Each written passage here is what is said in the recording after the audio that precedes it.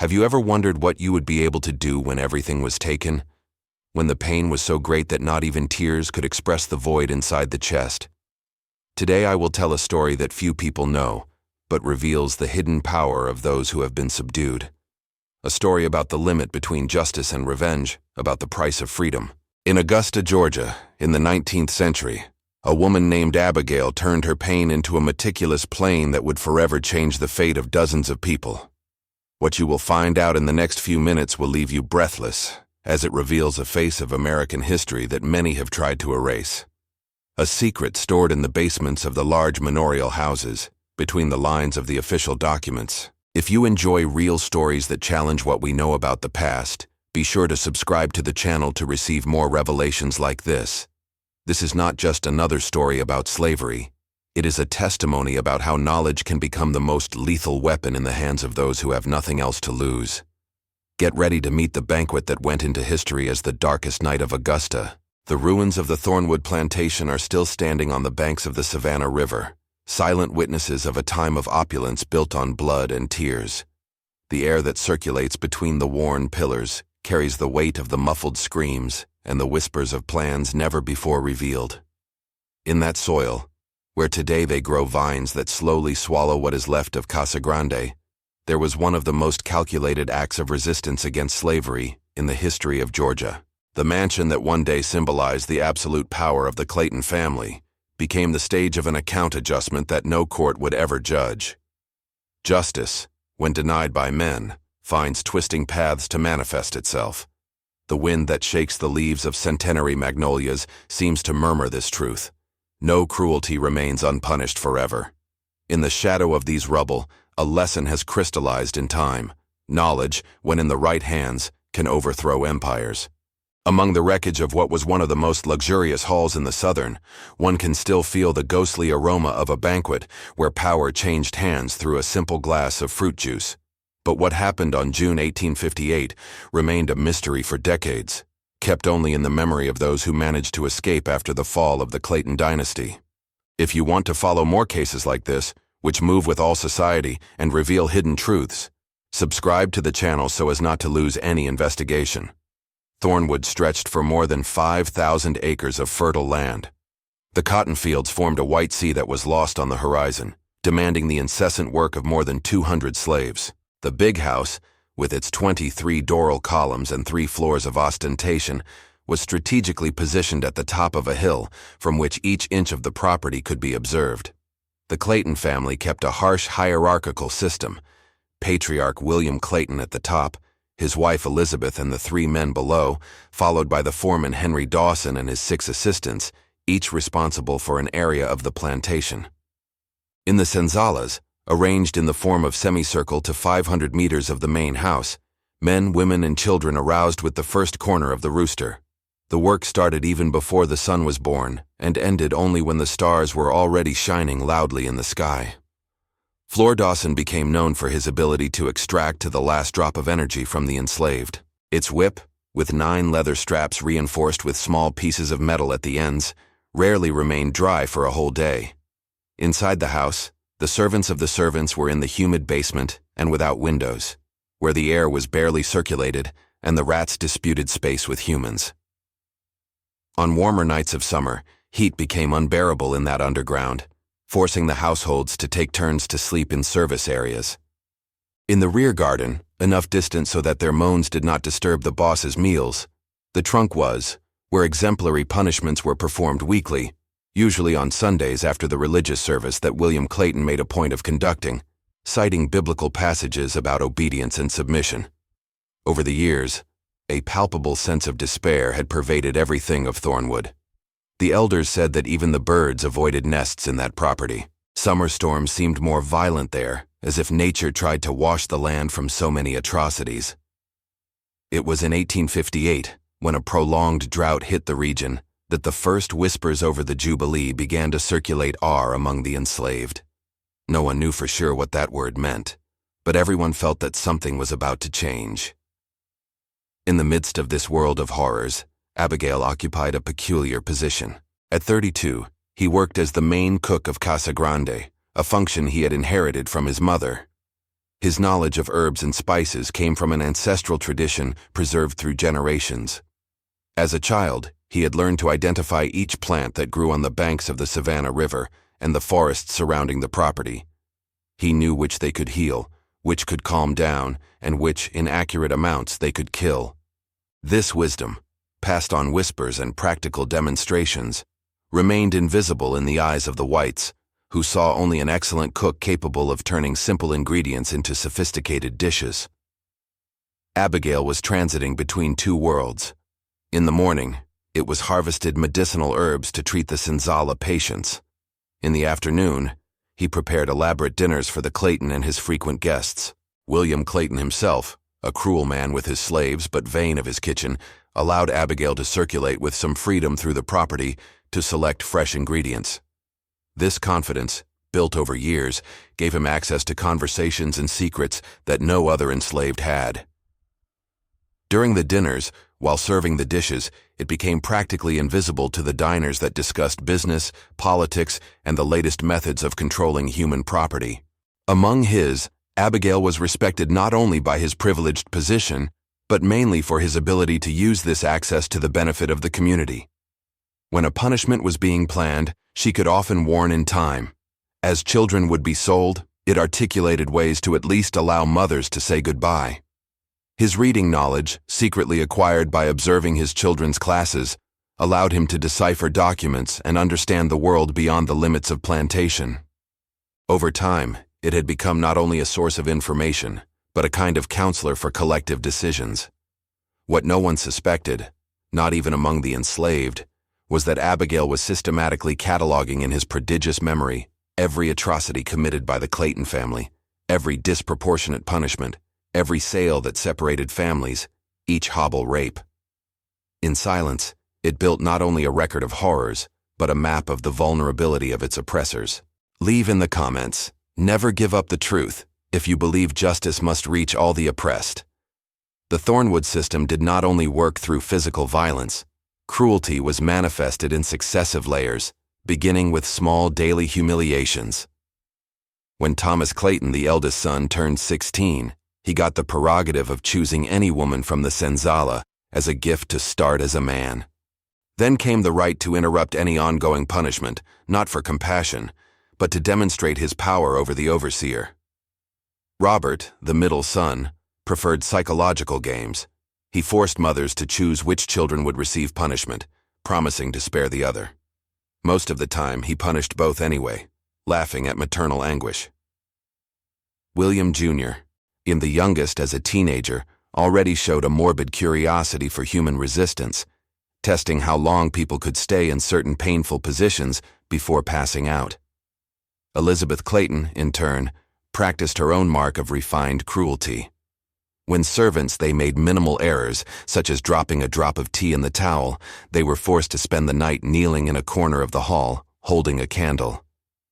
If the candle went off or slept, the punishment resumed. The landlord used to have parties where he invited friends to witness the excellent discipline of his home. Punishments on the trunk followed a growing scale of severity. They began with the traditional whip, underwent exposure to the sun with honey, applied to open wounds to attract insects, reaching the method that Capataz Dawson called baptism, which consisted of alternating submersion in cold water and beating until the victim confessed to any invented accusation. Abigail witnessed each of these practices. When her friend Isaiah was accused of planning an escape and subjected to baptism for 3 consecutive days, she mentally recorded every second of her suffering, every supplication, every promise of confession that Dawson ignored because the purpose was not the truth but the example. When little 8-year-old Naomi was whipped for overthrowing a vase, Abigail recorded the sound of the whip, the exact number of scams, the smile on Robert Clayton's face. When the old Solomon, respected by all for wisdom and dignity, was humiliated in the ever of her grandchildren, forced to say that she was just a soulless animal, she memorized the date, the time, the present. With each atrocity, something turned into Abigail's gaze. The fear gave way to a calculating calm. Apparent submission hid a meticulous debt inventory that would once be charged. The 1857 winter brought an irreparable change in Abigail's life. Her 16-year-old daughter Ruth served as a storage at Casa Grande. The girl had inherited her mother's intelligence and the extraordinary beauty of her father, a slave sold years earlier. That fatal combination did not go unnoticed by Thomas Clayton, which began to observe it with increasing interest. Abigail noticed the eyes and tried to protect her daughter, always keeping her around in the kitchen. For weeks he managed to avoid the inevitable.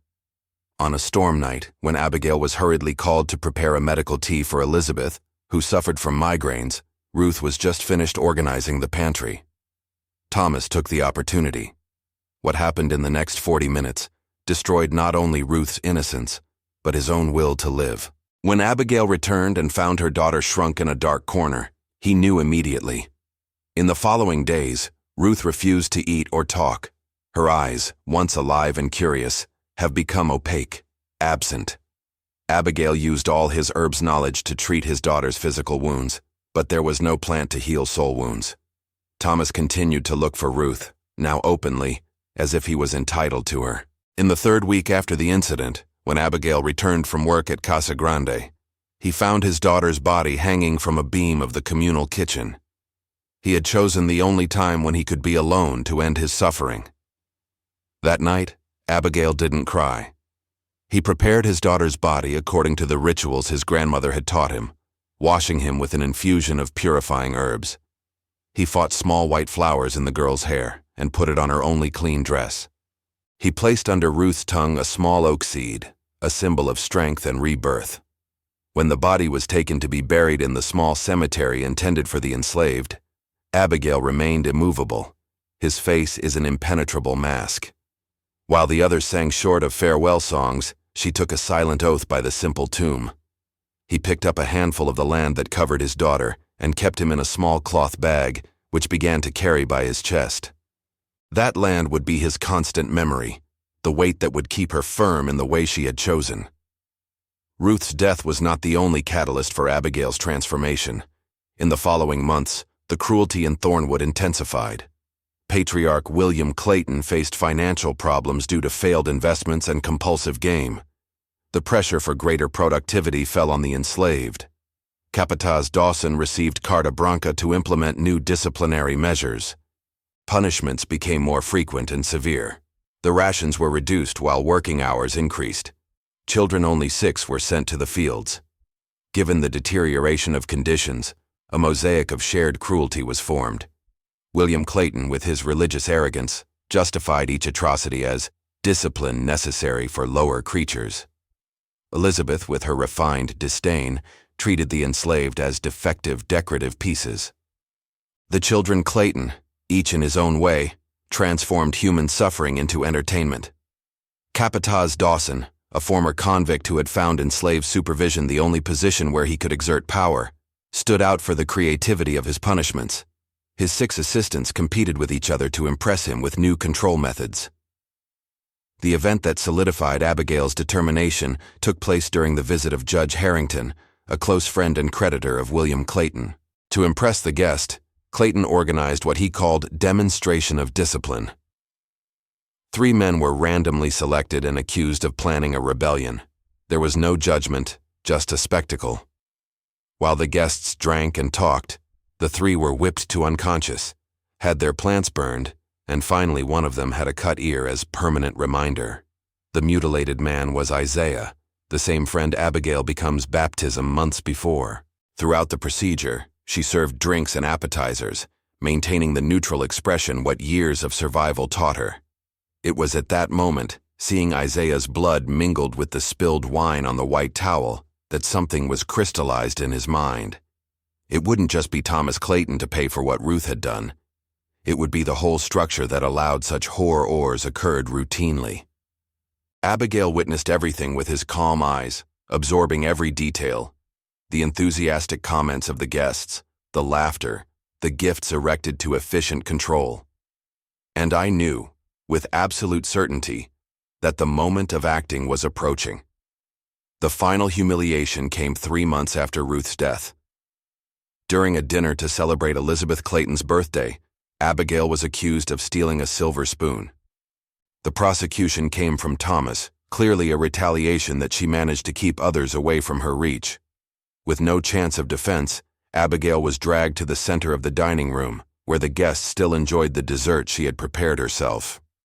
William Clayton, already drunk, ordered him to be punished immediately to educate guests about the importance of domestic discipline. Faced with the high society of Augusta, Abigail was forced to kneel. Elizabeth personally chose the instrument, a palmatory reinforced with small metal protuberances. Each guest was invited to apply a blow to Abigail's extended palms. Some refused, embarrassed, but most participated with growing enthusiasm, encouraged by Clayton. When Judge Harrington's turn, he suggested that Abigail confess his crime and implore forgiveness. She kept the silence.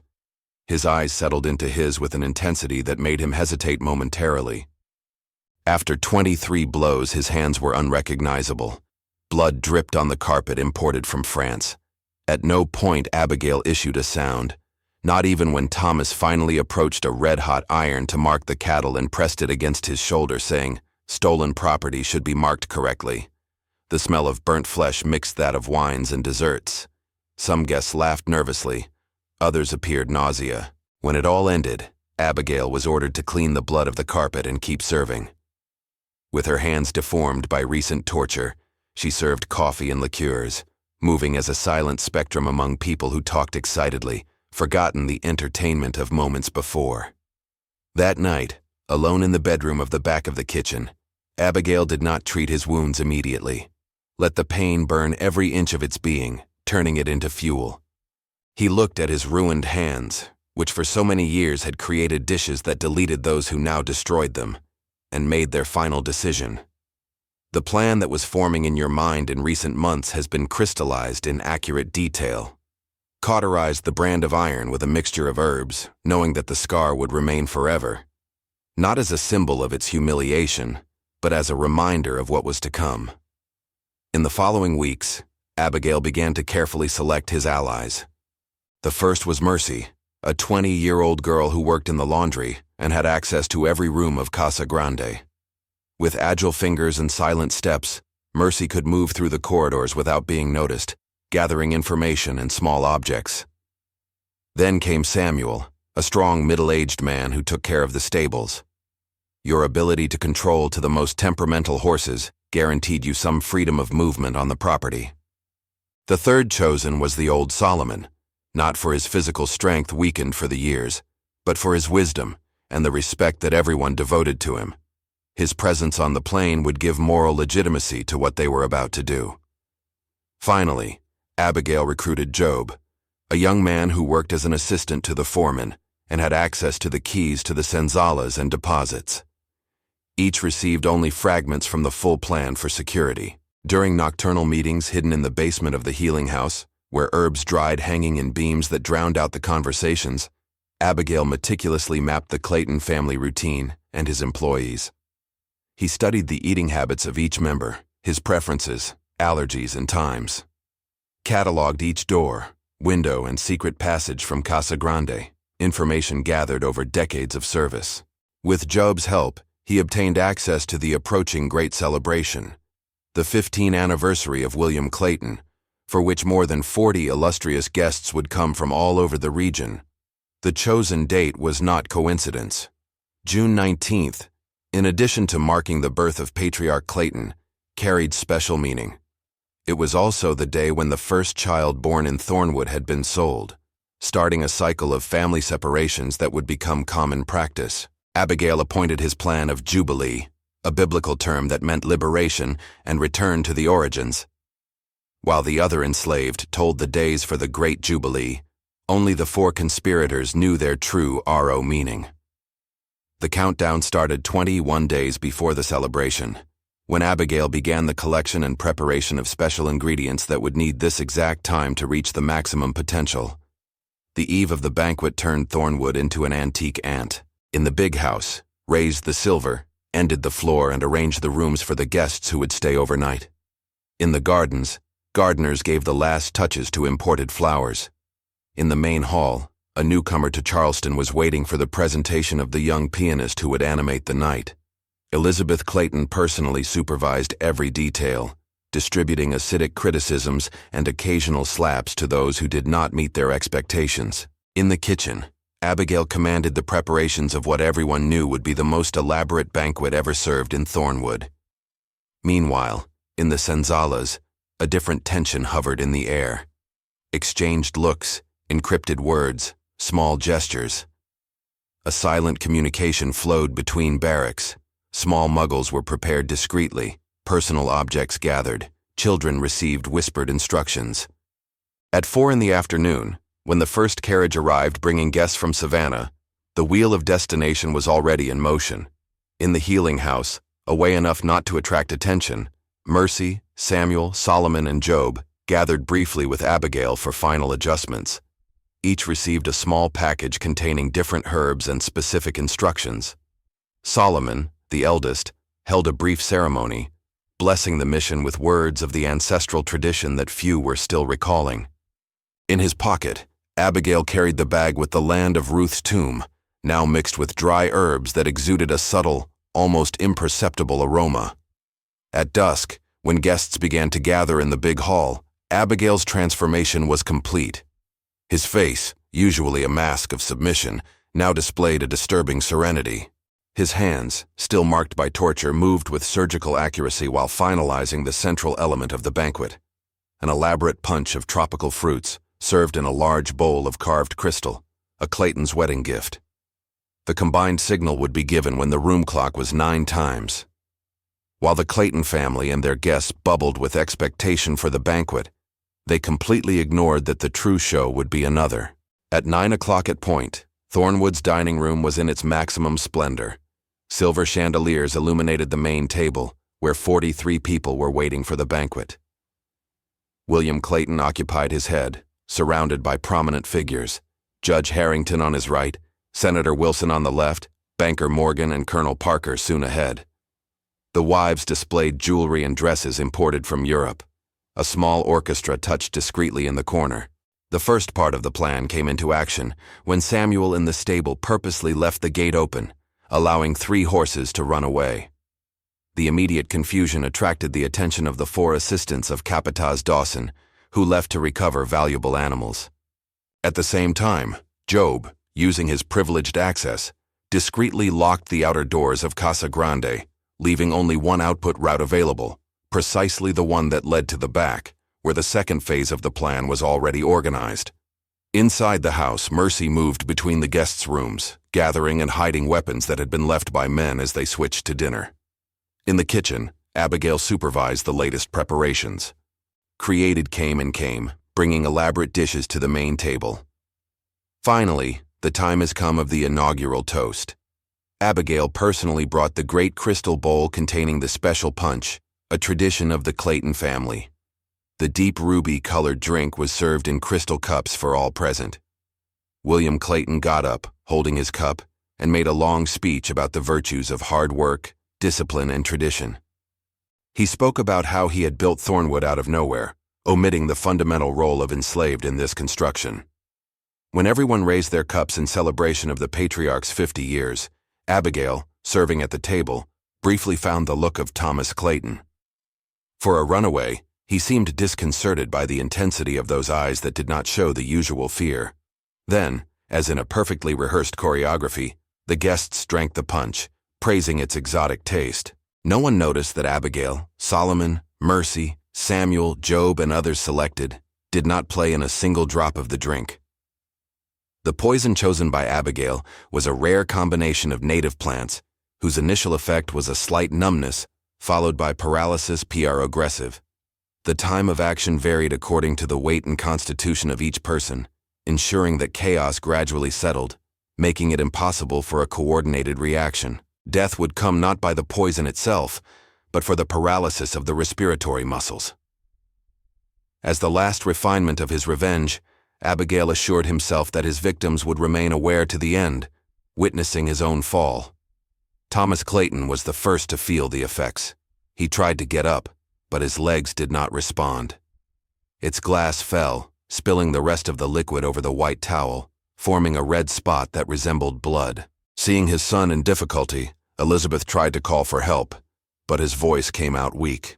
In minutes, the panic spread across the table when more guests began to present the same symptoms. William Clayton, late understanding what was happening, tried to reach the revolver he normally carried on the holster under the jacket, just to find that he had left him in the room. At the height of the confusion, when stuffy shouts and falling bodies created a scene of indescribable horror, Abigail approached Thomas Clayton, already completely paralyzed, but with terrified eyes still able to follow his movements. He leaned and whispered in his ear, "Ruth sends you memories." For Patriarch William, he reserved other words. The Jubilee arrived, Mass, the liberation that the Lord feared so much. One by one, the Clayton and his guests succumbed, some trying to drag themselves to the exit, others begging for mercy to servants who now watched them with impassible faces. The last to die was Judge Harrington, who managed to keep his eyes fixed in Abigail until his last breath. When the silence finally took over the hall, only the ticker of the big clock echoed in the environment. While the poison did his work in the main hall, the rest of the plan unfolded with methodical accuracy. Job had already opened all the senzales. Samuel had organized carts with provisions on the edge of the property. Mercy had collected important documents, including scripture and promissory, from William Clayton's office. When Abigail emerged from Casa Grande, 217 people were waiting in the courtyard, maintaining a disciplined silence despite the palpable tension. With a simple nod, Abigail confirmed the success of the first phase. It was time for ritual who had thoroughly planned. In the center of the courtyard, a circle was formed. Solomon, with his elder authority, took the lead. His fragile body suddenly seemed filled by an ancestral force when he began to chant songs that many there did not hear since childhood in Africa. The youngest, born in captivity, at that time learned the language of their ancestors. Abigail removed the bag with the land of Ruth's tomb. He added 3 different herbs, symbolizing past, present, and future, and launched the content in a small fire prepared by Samuel. The flames became momentarily bluish, causing haunting sighs. The aromatic smoke spread throughout the air, wrapping everyone in an invisible hug that seemed to clean up decades of humiliation. For each person present, Abigail had a specific function in the next phase. No one would be left behind, but no one would remain to be captured either. The children were distributed among adults responsible for their protection. The elderly received special attention, placed in carts with makeshift mattresses. Those with medicinal knowledge were designated to bring seeds and seedlings of healing plants. Others received the task of transporting tools, food, and clothing.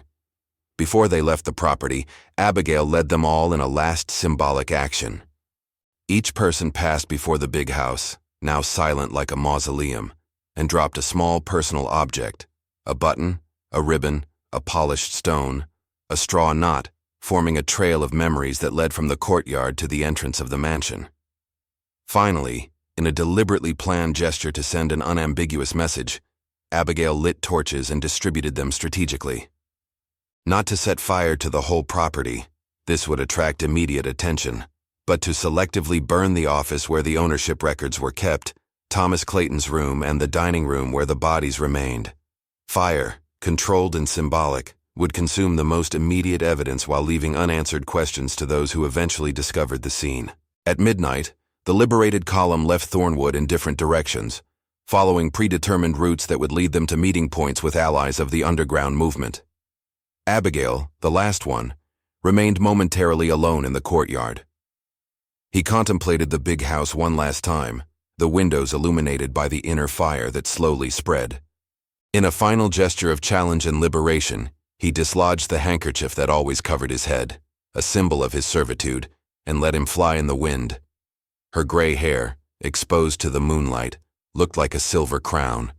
With firm steps, without looking back, he joined the others in the protective darkness of the night. In the following weeks, the news of the Thornwood incident spread like fire in dry straw. The first to reach the plantation were traders who, not receiving the knock on the door, broke into the entrance only to find a scene that challenged understanding. Georgia newspapers reported the event with alarmist headlines about a mysterious tragedy that had victimized illustrious citizens. Authorities quickly formed search groups to locate enslaved fugitives, guilty. The governor sent urgent telegrams to neighboring states, warning of a possible servile conspiracy. Police reports in haunting the accuracy of execution. Not a shot was made, not a drop of blood shed, not a sign of physical struggle, as if God's own hand had descended over Thornwood. Private letters between plantations revealed the true terror that the event had caused. If they managed to do it in Thornwood, none of us are safe. As the months passed, stories about the Thornwood method began to circulate in whispers between enslaved from other properties. Details were added, some mythological, some precise. Fear settled among the masters of slaves in the region. Some increased safety and surveillance. Others, more superstitious, began to prove the food before serving the enslaved, reversing a secular practice. Isolated cases of suspicious poisoning were reported in neighboring plantations. Although none reached the Thornwood scale, they were enough to spread the panic. In Charleston, a group of owners funded the publication of a medical treaty on food detection in food. In Savannah, the price of enslaved culinary knowledge has temporarily plummeted. The expression, serving Thornwood's punch, entered the local vocabulary as euphemism for calculated revenge. Abigail's method became a ghost that haunted luxurious dinners throughout the region, causing hands to shake lightly as he raised glasses and gifts. Abigail hunting and other Thornwood fugitives became the largest operation of the type ever seen in the state of Georgia. The governor authorized the use of extraordinary resources, including the mobilization of local militias and hiring the most experienced South slave hunters. Substantial rewards were offered by information, especially about Abigail, whose detailed description circulated on posters by 5 states. Black woman, approximately 35 years old, a right shoulder burn scar, hands, defined hands, exceptional culinary knowledge and medicinal herbs, extremely dangerous. Do not accept food or drink offered by suspects. For months, false clues led the authorities to unsuccessful marches by swamps and forests. The truth, which never came to public knowledge, was that the fugitives had been divided into small groups, following different routes from the Underground Railroad, the clandestine network that helped enslaved to reach free states in Canada. The journey was arduous. 2 elderly died during the crossing of a river. 3 children were seriously sick, but survived thanks to the medicinal knowledge preserved by the group. In the 4th month after the escape, when they already crossed the state of Ohio, a patrol intercepted the group led by Samuel. In the followed skirmish, he and 2 other men were captured as they secured time for women and children to escape. Taken back to Georgia, they underwent brutal interrogations. Even under extreme torture, Samuel remained faithful to the oath to Abigail. His last words before being publicly hanged as an example became part of the legend. Jubilee's punch will always be served for oppressors. The group led by Mercy was able to reach Canada, where she established a small agricultural community that years later would host other fugitives. Job went west, eventually settling in the Kansas Territory, where he actively participated in the abolitionist movement. Solomon, already elderly when he left Thornwood, did not survive to see the Promised Land, dying during Ohio's rigorous winter. Before departing, however, he transmitted the songs and stories of his people to a new generation, ensuring that memory would survive. As for Abigail, its capture became obsession with the authorities of Georgia. In March 1859, informants reported having seen a woman with scars on her hands on an isolated farm near Fron with Canada. A special force was sent to capture it. What they found was an empty cabin with a meal table, including a jar of red punch. None of the 6 men had the courage to prove it. When they set the cabin on fire, they found hidden under the floor a small recipe book written by hand, containing only 1 sentence on the first page. May the Jubilee continue. Abigail's real story and the Thornwood incident remained obscured by official history for over a century. In the years immediately after the event, the authorities endeavored to control the narrative. Newspapers were pressured to describe what happened as a tragic accident or a food poisoning case. Official records only vaguely mentioned the unfortunate loss of respectable citizens in circumstances still under investigation. The truth, however, resisted on the banks. Among ex-slave communities and their descendants, the history of Abigail has transmitted orally, gradually transformed. In Mississippi working songs, references coded to the Great Banquet appeared occasionally. In North Carolina, storytellers mentioned the cook who served justice. In Louisiana, folklore incorporated the figure of a lady of herbs that protected the oppressed. In the 1930s, researchers at the Federal Writers Project collected testimonials from former slaves, some of whom mentioned, in whispers, the story of a cook who released hundreds with a single dinner. These reports were often classified as fanciful and rarely included in official publications. It was only in the 1970s that historian Dr. Eleanor Michaels, researching particular correspondence from families of the Southern elite, found mentions consistent with the Clayton case and began to rebuild the narrative. His work, initially received with academic skepticism, gained credibility when documents of the time were discovered in state archives, including unpublished police reports that described in detail the circumstances of the deaths. In 1998, Elizabeth Parker's diary, a distant cousin of Elizabeth Clayton and guest who canceled her presence in the fateful banquet due to an indisposition, was donated to the University of Georgia. In it, she mentions rumors about the real occurred, including the connection with the death of Abigail's daughter. Today, the story of Thornwood is the object of academic study, cinematic interpretations, and heated debates. For some historians, it represents one of the most meticulous acts of collective resistance against slavery.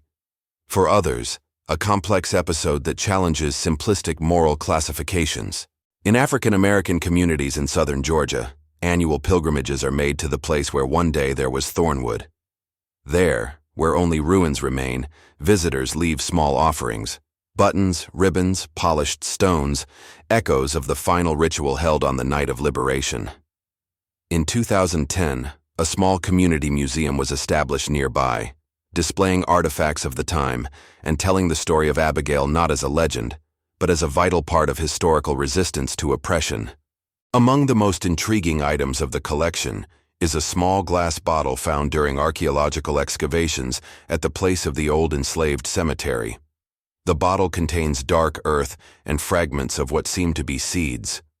Experts have never come to consensus on their authenticity, but for the descendants of Thornwood's survivors, there is no doubt, contains the same land that Abigail carried by the chest, the land of Ruth's tomb, symbol of a promise fulfilled. If you watch so far, it is because you care about these stories that marked our country forever. Leave a comment saying, "I watched here," so that I can meet you and know who really cares about the search for historical truth. Like this video if the story of Abigail has touched her heart. Share so that Abigail's memory is never forgotten.